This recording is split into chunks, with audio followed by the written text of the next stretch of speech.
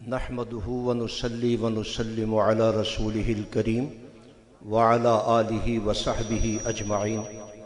أما بعد، أعوذ بالله من الشيطان الرجيم. بسم الله الرحمن الرحيم. يا أيها الذين آمنوا اتقوا الله وكونوا مع الصادقين. صدق الله العظيم. عصر کے بعد حضرت شاہ جی بیعت فرما رہے تھے. دو جملے ہم نے سنے. ایک بات انہوں نے یہ فرمائی کہ شیخ القرآن اور سید عنایت اللہ شاہ بخاری کی محنتیں باقی ہیں، اور دوسرا انہوں نے یہ فرمایا کہ فتنہ اس وقت بنتا ہے جب نئی نئی تحقیق آ جائے.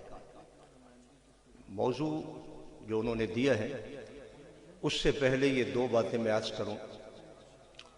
بخاری کی ایک حدیث ہے، یہ شاید آپ پہلی دفعہ سن رہے ہوں. یہ مسئلہ جو میں ابھی آپ کے سامنے ذکر کر رہا ہوں بخاری شریف کی حدیث ہے. نبی اکرم صلی اللہ علیہ وسلم نے فرمایا الرجل یسلم علی یدی الرجل، جو بندہ کسی ہاتھ پر مسلمان ہو، کسی ہاتھ پر مسلمان ہو، آقا دو عالم علیہ السلام نے فرمایا ہوا اولا بمحیاہ و مماتہ، جس آدمی کے ہاتھ پر تم نے اسلام قبول کیا، فرمایا کہ وہ بندہ موت اور زندگی میں تمہارے باقی لوگوں سے زیادہ قریب ہے، زیادہ بہتر ہے. اس کی میں تشریح کر رہا ہوں. جمعیت اشاعت توحید و سنہ کے بے بہا علماء ہیں، جن میں مبلغین بھی ہیں، خطباء بھی ہیں، مدرسین بھی ہیں، محققین بھی ہیں، مناظر بھی ہیں، ہر طرح کے شیخ الحدیث بھی ہیں، شیخ التفسیر بھی ہیں. لیکن یہ بات یاد رکھیے، ایک طرف میں اپنا اسٹیج لگا کر تقریر کروں، ایک طرف سید تقریر کرے. شرعی طور پر آپ کس کی تقریر سنو گے؟ توجہ سے، ابھی جلد بازی نہیں کرنی. میں بھی توحید بیان کر رہا ہوں، سید بھی توحید بیان کر رہا ہے، میں بھی قرآن و سنت کی دلیل پیش کر رہا ہوں، وہ بھی قرآن و سنت کی دلیل پیش کر رہے ہیں. میں بھی مسئلہ حیات ممات بیان کر رہا ہوں، وہ بھی مسئلہ حیات ممات بیان کر رہے ہیں. میرے بھی دلائل ہیں، سید کے بھی دلائل ہیں. شرعی طور پر NTS کے نوجوانوں، جمعیت اشاعت توحید و سنہ کے لوگوں، بتائیے کہ آپ تقریر سننے کا زیادہ حق کس کا رکھتے ہیں؟ کیوں؟ ایک منٹ ٹھہریے. کیوں؟ یہ میں نہیں کہہ رہا ہوں، تشریح میں ایک بات عرض کر رہا ہوں. کیوں؟ اس وجہ سے میں آپ سے ایک مسئلہ پوچھنا چاہ رہا ہوں بشمول میرے اور اسٹیج پر بیٹھے علماء. دیانتداری سے بتائیے، آپ اپنا شجرہ نسب کھولیے آپ، اور پھر مجھے یہ بتائیے آپ کو اللہ کی توحید کا درس کس نے سکھلایا ہے؟ کس نے آپ کو اللہ کی توحید بیان کی؟ آپ بزرگ خود کہو گے یا آپ اپنے بزرگوں کا حوالہ دو گے؟ ہم نے تو سینکڑوں نہیں ہزاروں سے پوچھا ہے، ہر کوئی یہی کہتا ہے ہمارے گاؤں میں سید تشریف لائے تھے، ہمارے گاؤں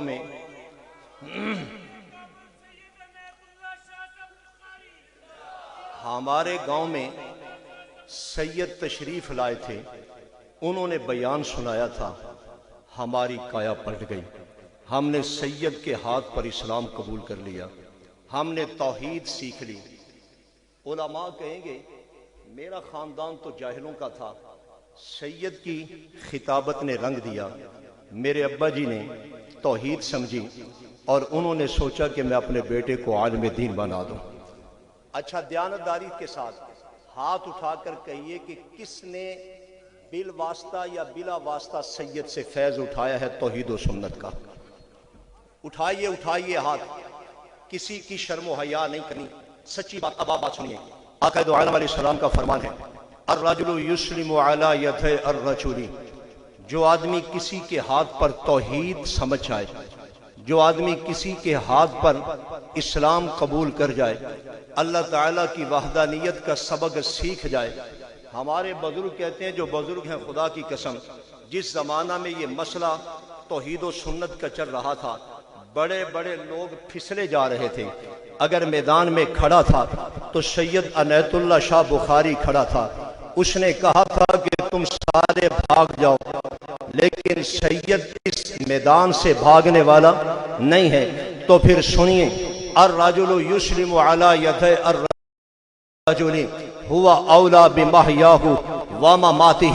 میرے آقا دو عالم صلی اللہ علیہ وسلم نے یہ بات ارشاد فرمائی کہ جس کے ہاتھ پر تم اسلام قبول کرو، جس کے ہاتھ پر تم کلمہ توحید پڑھو، جو تمہیں توحید کی راہیں دیتا جائے، فرمایا تیری زندگی میں، وہ تیری زندگی میں وہ موت اور تیری حیات میں سب سے زیادہ قریب ہے۔ یعنی مسئلہ یہ ہے، ایک طرف سید کھڑا ہو، ان کا ہم پر احسان ہے کہ ہمارے بزرگوں کو کلمہ توحید پڑھا گیا، اور ایک طرف میں کھڑا ہوں کہ بھائی میری تقریر سنو، دلائل تو ان کے بھی ہیں، دلائل میرے بھی ہیں، لیکن آقا دو عالم یہ بات کہنا چاہتے ہیں کہ تقریر سید کی سن جس کے ہاتھ پر تجھے اللہ کی توحید ملی ہے۔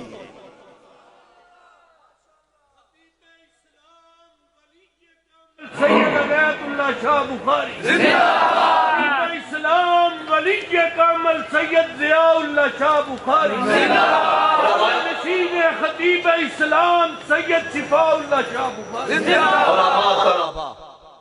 کیا ہمیں تحقیق نہیں آتی؟ کیا ہم حدیث پڑھانے والے مولوی نہیں ہیں؟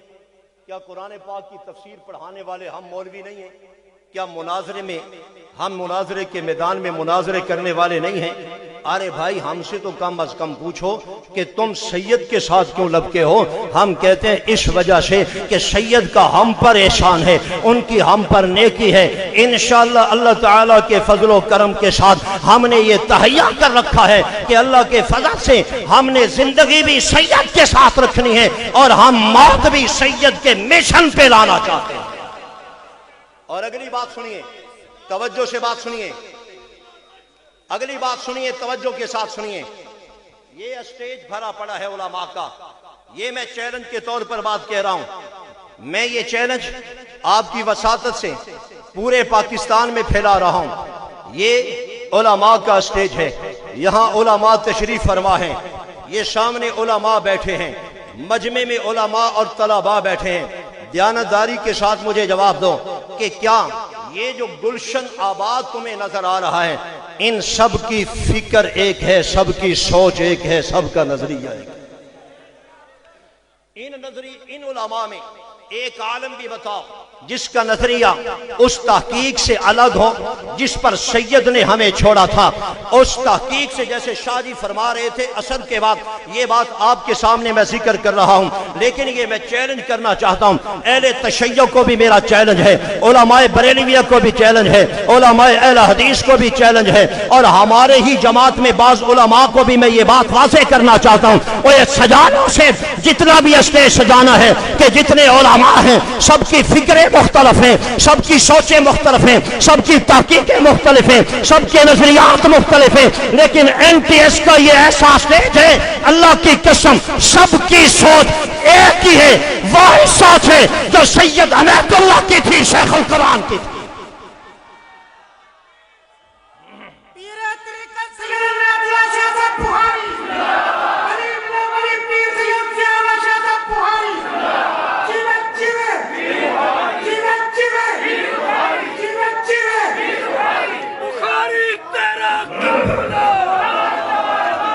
ایک بات سنیے ذرا، سب سے پہلے تو یہ وعدہ کرو اللہ کے لیے، قرآن و سنت کے دلائل سامنے رکھ کر کہ انشاءاللہ ہم ساری زندگی این ٹی ایس کے ساتھ رہیں گے انشاءاللہ۔ ہم مانتے ہیں اس بات کو کہ ہمارے بعض ساتھیوں کو شبہات ہیں اور وہ شبہات ظاہر بھی کر دیتے ہیں، بعض علماء اسٹیجوں پہ بھی ظاہر کر دیتے ہیں، لیکن مولانا یوسف ربانی صاحب واقعہ اصحاب کہف کا ذکر کر رہے تھے، وہاں سے ایک جملہ میں عرض کروں کہ اللہ تعالیٰ نے اصحاب کہف کو 309 سال تک سلایا۔ کہو گے کہ یار مسئلہ حیات ممات بھی واضح کرنا تھا، آپ یہ بھی کہو گے توحید کا مسئلہ بھی ذکر کرنا تھا، لیکن قرآن تو پڑھیے۔ قرآن کہتا ہے کذالک اعثرنا، کہ جس وقت یہ اصحاب کاف نوجوان اٹھیں اس وقت لوگوں میں شبہات پڑے ہوئے تھے، شکوک پڑے ہوئے تھے اور بڑے بڑے وسوسے تھے۔ میرے رب نے ان نوجوانوں کو 309 سالوں کے بعد اٹھانے کے بعد اللہ تعالیٰ نے سارے شبہات ختم کر دیے۔ اب سارا موقف اس بات پہ قائم ہو گیا کہ یار قیامت آئے گی۔ ہم بھی پورے استحضاء کے ساتھ یہ بات کہنا چاہتے ہیں، اور جو شبہات ہیں نوجوانوں محنت کرتے جاؤ، میدان کو فتح کرتے جاؤ اور اپنے آپ کو کنٹرول کرتے جاؤ۔ انشاءاللہ پاکستان اور پنجاب کی دھرتی پر ایک دن آئے گا ان نوجوانوں کی محنت کے ساتھ میرا رب سارے شبہات ختم کر کے سارے توحیدیوں کو سید کے قدموں میں لائے گا انشاءاللہ۔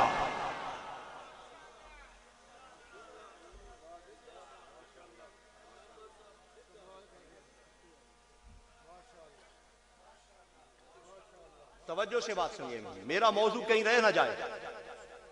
آپ لوگوں کی اجازت کے ساتھ لفظ بولوں گا، ورنہ ٹائم تو مختصر ہے، چاہتے تو میں اس پہ ختم کر دیتا ہوں۔ ایک اور مسئلہ، اچھا آج آپ نے ہمیشہ ہر مذہبی جماعت سے یہ بات سنی کہ جب نبی کریم علیہ الصلوۃ والسلام نے، حدیث ابو داؤد ہے، کہا تھا کہ تفترق امتی، میری امت 73 فرقوں میں بٹے گی، 72 جہنم میں، واحدۃ فی الجنہ، ایک جنت میں جائے گا۔ رسول اللہ کا فرمان ہے ایک جنت میں جائے گا۔ یا رسول اللہ جنت میں جانے والا کون ہے؟ آپ نے فرمایا ما انا علیہ و اصحابی، جس پر میں اور میرے صحابہ کھڑے ہیں۔ اتنی حدیث تو آپ سنتے ہیں، ہر کوئی دعویٰ کرتا ہے آگے بیان کرنے کے بعد کہ میں صحابہ جیسا نظریہ رکھتا ہوں، میں صحابہ جیسا عمل رکھتا ہوں۔ میرے عزیز، میں پوری ذمہ داری کے ساتھ آپ سے یہ بات عرض کر رہا ہوں، بڑے بڑے شیوخ موجود ہیں، ان کی موجودگی میں یہ جملے کہہ رہا ہوں، توجہ سے یہ بات سمجھیے کہ ہر کوئی کہتا ہے کہ میں اس نظریے پر ہوں جس پر صحابہ ہیں، لیکن اس حدیث کا ایک معنی میں آپ کے سامنے ذکر کر رہا ہوں، چونکہ میں بھی اللہ کے فضل سے آپ کی دعاؤں سے اس مسند پر بیٹھ کر حدیث پڑھا رہا ہوں کہ جو مسند شیخ الحدیث سند المحدثین حضرت قاضی شمس الدین نے چھوڑی تھی اللہ کے فضل سے۔ تو میں ایک بات عرض کر رہا ہوں، توجہ سے بات سمجھیے، اس حدیث کا ایک معنی یہ کر رہا ہوں، ما انا علیہ و اصحابی، جس پر میں اور میرے صحابہ کھڑے ہیں۔ معنی یہ بنے گا کہ وہ بندہ، وہ جماعت حق پر ہے کہ جو قرآن کا وہ ترجمہ کرے جو میرے صحابہ نے کیا ہے، اور حدیث کا وہ ترجمہ کرے جو میرے صحابہ نے کیا ہے۔ خدا کی قسم پورے استحقاق کے ساتھ یہ بات آپ کو ذکر کرنا چاہتا ہوں، اللہ تعالیٰ کے فضل و کرم کے ساتھ یہ جمعیت اشاعت توحید و سنت NTS نوجوانان توحید و سنت اس حدیث کے مصداق میں آتی ہے کہ وہ مانا کر قرآن کا جو نبی کے صحابہ نے کیا، وہ مانا کر حدیث کا جو پیغمبر کے صحابہ نے کیا۔ تحسبن الذین قتلوا فی سبیل اللہ اموات، ان لوگوں کو مردہ نہ تصور کر جو اللہ کی راہ میں کیا ہوئے ہیں، شہید ہوئے، تصور بھی نہ کر۔ توجہ سے بات، ایک معنی وہ ہے جو کوئی کرتا ہے، یہ جسم قتل ہو گیا ہے لہذا یہی زندہ ہے۔ ایک معنی میری جماعت، آپ کی جماعت، جمعیت اشاعت توحید و سنت نوجوانان توحید و سنت جو جمعیت اشاعت توحید و سنت کی اور خادم جماعت ہے، انہوں نے کیا، انہوں نے پتہ کیا معنی کیا؟ قتل یہ جسم ہوا اور وہ زندہ ہے جنت میں، وہ زندہ ہے جنت میں، یہ معنی ہمارا ہے، ان کا وہ معنی ہے شہید یہ جسم ہے، زندہ یہ ہے۔ توجہ سے میں آپ کے سامنے ایک حضرت فاروق اعظم کی ایک حدیث پڑھ رہا ہوں کہ حضرت عمر ابن خطاب رضی اللہ تعالی عنہ، ابراہیم نخعی کہتے ہیں کہ حضرت عمر تشریف فرما تھے اور اچانک دل ایک فکر میں ڈوب گئے، سوچ میں پڑ گئے، اور سوچ کیا تھی؟ کیف تختلف هذه الامہ، یہ امت الگ فرقوں میں کیسے بڑھ جائے گی؟ کہ قبلتنا واحد کہ ہمارا قبلہ بھی ایک ہے، اور فرمایا کہ نبینا واحد ہمارا نبی بھی ایک ہے، اللہ واحد اللہ بھی ایک ہے اور ہمارا نبی بھی ایک ہے، لیکن الگ الگ فرقے کیسے بن جائیں گے؟ ابن عباس تشریف لائے، حضرت امیر المومنین سے کہا کہ امیر المومنین پریشانی کس بات کی ہے؟ تو حضرت امیر المومنین نے کہا ابن عباس کیف تختلف هذه الامہ، یہ امت فرقوں میں کیسے بن جائے گی کہ قبلتنا واحد ہمارا قبلہ ایک ہے، نبینا واحد ہمارا نبی ایک ہے اور ہمارا نبی ایک ہے اور ہماری کتاب قرآن مقدس ایک ہے۔ یہ جملہ ذرا توجہ سے سنیے، ابن عباس نے کہا کہ اے امیر المومنین میں تمہیں بتاتا ہوں کہ یہ کس طرح جماعت کس طرح امت فرقوں میں بٹے گی، اس طرح بٹے گی۔ کہنے لگے کہ انا انزل علینا القرآن قرأناہ، قرآن ہم پہ آیا تھا، ہم نے قرآن مقدس پڑھا تھا۔ قرآن تو وہ بھی پڑھتا ہے جس نے پگڑی باندھی ہے، قرآن تو وہ بھی پڑھتا ہے جس کی داڑھی ہے، ہر کوئی کہتا ہے میں قرآن والا ہوں۔ ابن عباس مفسر قرآن کی بات سنیے، انہوں نے کہا کہ اے امیر المومنین انا انزل علینا القرآن قرأناہ، ہمارے پاس قرآن آیا تھا، ہم نے قرآن مقدس کو پڑھا تھا۔ فرمایا کہ علمنا فیما نزل، اور ہم قرآن کو اس طرح پڑھتے تھے کہ شان نزول کو سامنے رکھتے تھے تاکہ پتہ چل جائے کہ اس کا معنی کیا ہے۔ کہا کہ امیر المومنین جماعتیں اس وجہ سے پڑھ جائیں گی کہ وہ قرآن تو پڑھیں گے لیکن شان نزول سامنے نہیں رکھیں گے، اپنی رائے کا اختلاف رکھیں گے، قرآن کا ترجمہ اپنے انداز کے ساتھ کریں گے۔ فرمایا اختلافوں وہ مختلف بھی ہو جائیں گے، اقتتلوا ایک دوسرے کے ساتھ جھگڑے بھی کریں گے، ایک دوسرے کے ساتھ لڑائی بھی کریں گے، ایک دوسرے کے اوپر فتوے بھی لائے جائیں گے۔ فرمایا کہ اے امیر المومنین وہ قرآن پڑھیں گے، شان نزول کو سامنے نہیں رکھیں گے۔ لا تحسبن الذین قتلوا، میں ہوں میری جماعت ہے اس صحابہ کے مشن پر جو ابن عباس بیان کر رہے تھے۔ لا تحسبن الذین قتلوا، تو نے قرآن پڑھا معنی اپنا کر دیا، اے ہم نے جو قرآن پاک پڑھا ہے معنی صحابہ کا کر دیا ہے۔ وما علینا